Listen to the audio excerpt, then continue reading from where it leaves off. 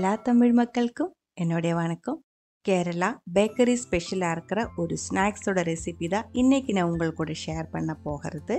அவல் mixture, sweet அவல் mixture தான் இது. குட்டீஸோடலாம் ஃபேவரட்டாக இருக்கிற ஸ்நாக்ஸாக இருக்குது. என்னுடைய ஒரு பர்சனல் ஃபேவரட் தான் இந்த மிக்ஸ்சர். எப்படி பண்ணலான்னு பார்த்துட்டு வரலாம். அதுக்காக நம்ம எடுக்க வேண்டியது வெள்ளை கலராக இருக்கிற அவல் தான். நல்லா சாஃப்டாக இருக்கிற அவல் தான் எப்போவுமே இந்த மிக்ஸ்சர் செய்கிறதுக்கு நல்லாயிருக்கும். அப்போ தான் நல்லா கிறிஸ்பியாக பண்ணி எடுக்க முடியும். 1/2 கிலோ அளவுக்கு அவல் எடுத்துருக்கு. மிக்சரோட டோட்டல் வெயிட் வந்து 1 கிலோய்க்கு மேலே நமக்கு கிடைக்கும். பேக்கெட் அவல் வாங்கும்போது இதில் அவலில் இந்த அரிசியோட கொஞ்சம் டஸ்ட்டு மாதிரி இருக்கும், பவுடர் மாதிரி இருக்கும். அது நமக்கு வேண்டியதில்லை. அதனால் ஒரு பெரிய பாத்திரத்தில் மாற்றி கையில் மெதுவாக இதே மாதிரி எடுத்து விட்டுருச்சுனால இதில் இருக்கிற பவுடரெல்லாம் கீழே அமங்கிடும். மேலே இருக்கிற அவல் மட்டும் கொஞ்சம் பவுடர் இல்லாத மாதிரி நீட்டாக எடுத்து மாற்றி வச்சுக்கோங்க. இது கூடவே வறுத்தெடுக்கிறதுக்காக 200 கிராம் அளவுக்கு வேர்க்கடலை நான் எடுத்து வச்சுருக்கு. 200 கிராமே வேணுன்ட்டு இல்லை, 100 கிராமாக இருந்தாலும் போதும். மிக்ஸ்சருக்கு நல்ல டேஸ்ட் கொடுக்குற ஒன்று தான் கடலை, அதனால் கண்டிப்பாக அதை சேர்த்துக்கோங்க. 50 கிராம் அளவுக்கு raisins கழுகி எடுத்து வச்சிருக்கு. 50 கிராம் அளவுக்கு பொட்டுக்கடலை எடுத்திருக்கு. கூடவே 200 கிராம் அளவுக்கு சர்க்கரையும் எடுத்திருக்கு. இதை நம்ம பவுடர் பண்ணி எடுக்கணும், அது லாஸ்ட்டு பண்ணிடலாம். முதல்ல நம்ம பூந்தி பண்ணி எடுத்துக்கலாம். அதுக்காக 2 பவுல் எடுத்துக்கோங்க. அதில் 3 டேபிள் ஸ்பூன் அளவுக்கு கடலை மாவு சேர்த்துருக்கு. ஒரு பிஞ்சு அளவுக்கு உப்பும் சேர்த்துக்கோங்க. அதுக்கப்புறம் தேவையான அளவுக்கு தண்ணி ஊற்றி நல்லா கட்டியாக இருக்கிற ஒரு மாவு ரெடி பண்ணி எடுத்துக்கோங்க. எப்போவுமே அவல் மிக்சரில் பூந்தியோட கலர் வந்து ஒன்று பச்சை கலர், ஒன்று சிகப்பு கலர், 2 கலரில் பூந்தி மிக்ஸ் பண்ணி தான் அவல் மிக்சரில் இருக்கும், ஸ்வீட் அவல் மிக்சரில்.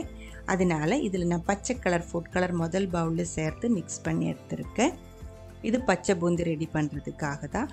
அதே மாதிரி அடுத்த பவுலும் நம்ம தேவையான அளவுக்கு தண்ணி ஊற்றி ரெட் கலர் ஃபுட் கலர் சேர்த்து நல்லா மிக்ஸ் பண்ணி எடுத்துக்கோங்க. இப்போ வந்து 2 கலர் பூந்தி பண்ணுறதுக்கான பேட்டரும் ரெடியாக இருக்குது. இப்போ நம்ம வறுத்து எடுத்துக்கலாம். முதல்ல நம்ம வறுக்க போகிறது அவல் தான். ஒரு கடாயில் தேவையான அளவுக்கு எண்ணெய் ஊற்றிக்கோங்க.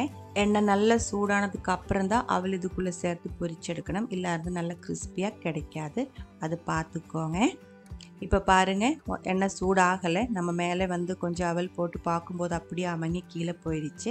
எண்ணெய் நல்லா சூடாயிடுச்சு அப்படின்னா கரெக்டாக இருக்குது பொரிச்செடுக்கிறதுக்கு. அப்படின்னா அவல் போட்டு பார்க்கும்போது இதே மாதிரி மேலேயே அப்படி நிற்கும். எண்ணெய்க்கு கீழே அமங்கி போகாமல் இதே மாதிரி எண்ணெய்க்கு மேலே நின்று நல்லா ஃப்ரை ஆகி கிடைக்கும். எண்ணெய் கரெக்டான அளவுக்கு சூடாயிருச்சு. இப்போ அவல் வந்து பொரிச்சு எடுத்துக்கலாம். ஃபுல்லாக ஒன்றா போடக்கூடாது. 2 கப் அளவுக்கு முதல்ல போட்டு அது பொரிச்சு எடுத்ததுக்கப்புறம் அடுத்தது போட்டுக்கோங்க. அதே மாதிரி நல்லா சூடான எண்ணெய்க்குள்ளே அவல் போட்டதுக்கப்புறம் ஒரு 10 to 15 செகண்ட் மேக்ஸிமம் அந்த டைமுக்குள்ளே அவல் நல்லா வறுத்தெடுக்க முடியும். அந்த 15 செகண்டுக்கு அப்புறம் நம்ம இதை எண்ணெயிலிருந்து மாற்றிடலாம். இதே மாதிரி மிச்சம் இருக்கிற அவலும் ஃபுல்லாகவே நம்ம வறுத்தெடுத்துக்கலாம். 1/2 கிலோ அளவுக்கு அவல் இருக்குது, ஃபுல்லாக நம்ம இதே மாதிரி வறுத்தெடுத்துக்கலாம். வறுத்தெடுத்த அவல் ஃபுல்லாகவே முதல்ல ஒரு ஒட்டையாக இருக்கிற பாத்திரத்தில் வச்சதுக்கப்புறம் எண்ணெய் ஃபுல்லாக போனதுக்கப்புறம் டிஷ்யூ பேப்பரில் மாற்றிக்கோங்க. டிஷ்யூ பேப்பர் கொஞ்சம் கட்டியாக விரிச்சுக்கோங்க. அதுக்கு மேலே வறுத்தெடுத்த அவல் வந்து நம்ம போட்டு அதுக்குள்ளே இருக்கிற எண்ணெயும் ஃபுல்லாக அந்த டிஷ்யூ பேப்பரில் இறங்குற வரைக்கும் வெயிட் பண்ணிக்கோங்க.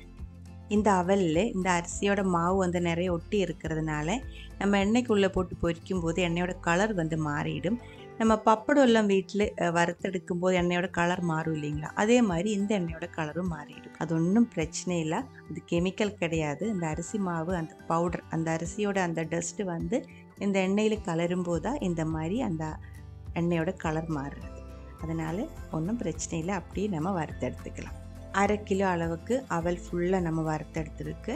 இது டிஷ்யூ பேப்பருக்கு மேலே இப்படியே போட்டு கொஞ்சம் நேரம் வச்சுக்கோங்க, நல்லா ஆறட்டும். அதுக்குள்ளே இதில் இருக்கிற எண்ணெய் ஃபுல்லாக அந்த டிஷ்யூ பேப்பரில் அப்சர்வ் ஆகும். அடுத்தது நம்ம பூந்தி செஞ்சு எடுத்துக்கலாம். பச்சை கலர் பூந்தி, சிகப்பு கலர் பூந்தி, இந்த 2 கலர் தான் நம்ம பேக்கரியில் கிடைக்கிற ஸ்வீட் மிக்சரில் பார்க்க முடிகிறது. அதனால தான் அந்த 2 கலர் இன்றைக்கி நான் எடுத்துருக்கு. பூந்திக்கு மாவு ரெடி பண்ணும்போது ரொம்ப கட்டியாகி போயிடுச்சு மாவு அப்படின்னா பூந்தி சீக்கிரம் ஃப்ரை ஆகி கிடைக்காது, வேகாமல் இருக்கும், ரொம்ப நேரம் ஆகும் வேகிறதுக்கு. அதனால கொஞ்சம் லூஸாக பேட்டர் ரெடி பண்ணி எடுத்துக்கோங்க. அப்போ வந்து நம்மளால் சீக்கிரம் பொரிச்செடுக்க முடியும்.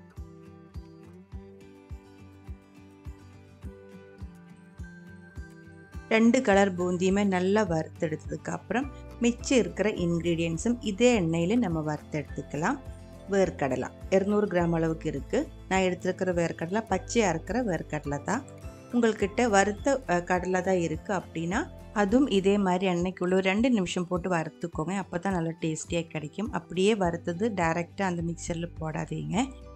பச்சை வேர்க்கடலை நம்ம வறுத்தெடுக்கிறதுக்கு இன்னும் கொஞ்சம் டைம் ஆகும். அது பார்த்துட்டு நல்லா கிறிஸ்பியாக வறுத்தெடுத்துக்கோங்க.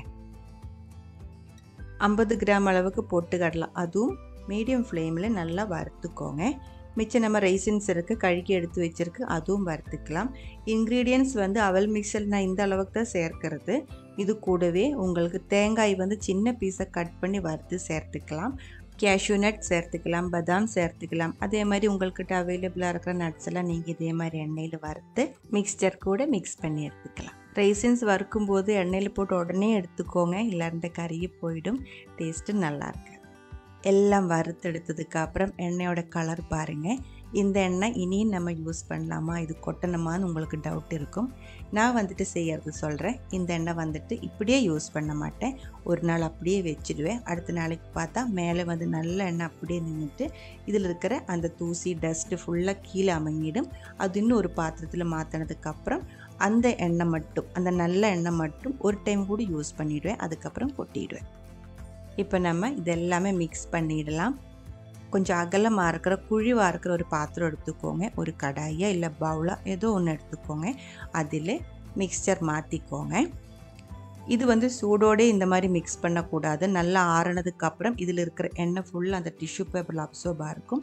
அதுக்கப்புறம் தான் அவல் இந்த மாதிரி பாத்திரத்தில் மாற்றணும். அதுக்கப்புறம் நம்ம வறுத்து வச்சு இன்க்ரீடியன்ஸ் எல்லாமே சேர்த்துக்கோங்க. எடுத்து வச்சுருந்த 200 கிராம் அளவுக்கு சர்க்கரை மிக்சியில் போட்டு நான் பவுடர் பண்ணி வச்சுருந்தேன், அதுவும் நான் சேர்த்துருக்கு. உங்களுக்கு வேணால் கொஞ்சம் 1/2 டீஸ்பூன் அளவுக்கு ஏலக்காய் பவுடர் கூடி வேணால் சேர்த்துக்கலாம். இல்லை இருந்தாலும் நல்ல டேஸ்ட்டாக இருக்கும். இதோட கிறிஸ்பினஸ் நான் உங்களுக்கு காமிக்கலைல்ல, இந்த அவல் எந்த அளவுக்கு கிறிஸ்பியாக இருக்குன்னு பாருங்கள். நல்லா பவுடர் மாதிரி நல்லா கிறிஸ்பியாக இருக்குது. இப்போ வந்து இதெல்லாம் சேர்த்து நல்லா மிக்ஸ் பண்ணிக்கோங்க. சூடு நல்லா ஆறினதுக்கு அப்புறம் தான் சர்க்கரை சேர்த்து மிக்ஸ் பண்ணணும். இல்லை இருந்து அந்த சூடில் சர்க்கரை மெல்ட் ஆகிடும். மிக்சர் வந்து அப்புறமா கெட்டு போயிடும், நல்லா இருக்காது. சர்க்கரைக்கு பதிலாக வெல்லம் சேர்த்தது சாப்பிடலாமான்னு உங்களுக்கு ஒரு டவுட் இருக்கும் இல்லைங்களா மைண்டில். வெல்லம் சேர்த்து நம்ம இது ஸ்டோர் பண்ணி வைக்க முடியாது. வெல்லம் சேர்த்து இதே மாதிரி எடுத்து வச்சிருச்சு அப்படின்னா சீக்கிரம் கெட்டு போயிடும். அது மட்டும் இல்லை, வெல்லத்தில் கொஞ்சம் ஈரமாக இருக்கும், ஈரப்பதம் இருக்கும் இல்லைங்களா, அதனால அது வந்துட்டு நம்ம மிக்சர் வந்துட்டு அவுத்து போயிடும். நம்ம இப்போ ரெடி பண்ணி எடுத்த இந்த அவலோட வெயிட்டு, டோட்டல் வெயிட்டு வந்துட்டு 1 கிலோ 150 கிராம் இருக்குது கரெக்டாக. இது வந்து ஏர்டைட்டாக இருக்கிற ஒரு கண்டெய்னருக்குள்ளே ஸ்டோர் பண்ணி வச்சுக்கோங்க, ரொம்ப நாள் கெடாமல் இருக்கும். ஆனால் நம்ம இது வறுக்கிறதுக்கு எடுத்துருக்கிற எண்ணெய் வந்துட்டு ஃப்ரெஷ்ஷாக இருக்கிற எண்ணெயாக இருக்கணும். பழைய எண்ணெயில் மிக்சர் வறுத்தெடுக்கக்கூடாது. அப்படி வறுத்தெடுத்துருச்சு அப்படின்னா சீக்கிரம் கெட்டு போயிடும். அதெல்லாம் பார்த்துக்கோங்க. உங்களுக்கு இந்த ரெசிபி பிடிச்சிருந்தா கண்டிப்பாக ட்ரை பண்ணி பாருங்கள். அதுக்கப்புறம் உங்களோட கமெண்ட்ஸ் எல்லாம் சொல்லிடுங்க. இந்த சமையல் பிடிக்கிற ஃப்ரெண்ட்ஸுக்கு மறக்காமல் ஷேர் பண்ணி விட்டுக்கோங்க. நீங்கள் இதுவரைக்கும் நம்ம சேனலுக்கு கொடுத்துட்ருக்கிற சப்போர்ட்டுக்கு ரொம்ப ரொம்ப நன்றி. உடனே பார்க்கலாம் இன்னொரு ரெசிபியோட. அது வரைக்கும் வணக்கம்.